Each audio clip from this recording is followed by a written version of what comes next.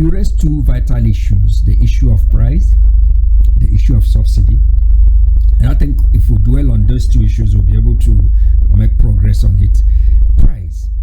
I am aware that the last time the announcement came from the government of the day was that the price range is between 169 and 180, thereabout.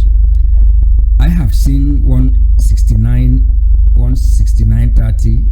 Total, for instance, is one of the ones that sell within that 169. But the price have changed. Some, as I speak to you, I saw 300. I saw 270 something. I saw 170 something.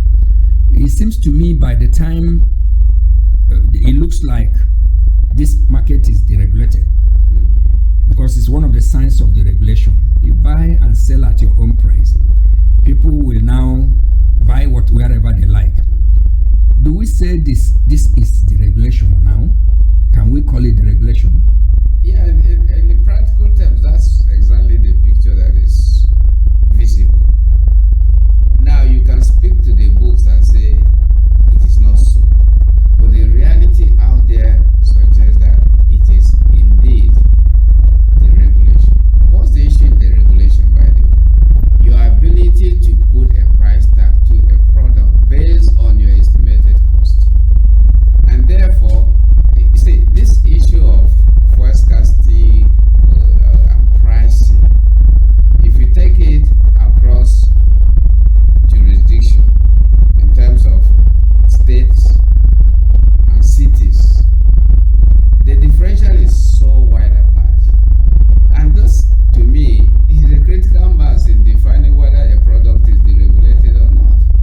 So if I'm buying a liter of fuel in Lagos at 170 and the same liter of fuel in Jos is costing 300, and go to Port Harcourt, it might be 350. Even in the city of Abuja, you may not find it at 170. So what else can you say to that? That is an indication of deregulation. And I think that we've come on this long journey long enough to be able to say to ourselves, look, there's no hiding place in this matter. If we are all out for deregulation, let it be clear to everybody, so that the ponds don't run dry at whims and caprices. If there's deregulation, the beauty of any working economy is that the producer and the consumer can find a meeting point as to the provision of services or products, and that determinant is what? Price. Yeah. Thank you very much again. But now, if it is deregulated, at the end of this period, you will hear that so and so subsidy are to be paid by the marketers, or to the marketers rather, by the government of the day.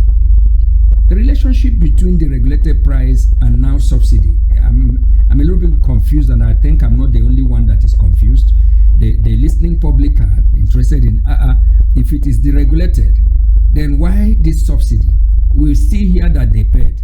By the way, by 2023 budget, there's a provision for subsidy of 3.6 trillion. Whopping, that's the word.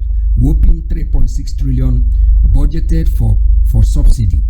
And as we see, it looks like it's deregulated. Or can we say it's deregulated? What is this relationship? Why must there be then if it is deregulated? Is it, and that's truly where the dilemma is. Government is saying one thing, but acting in a different manner. And so when you're making a provision for subsidy, by the way, subsidies simply means what? That you have chosen to sell a product or service a little below the real cost. And for doing that, you are providing what you may term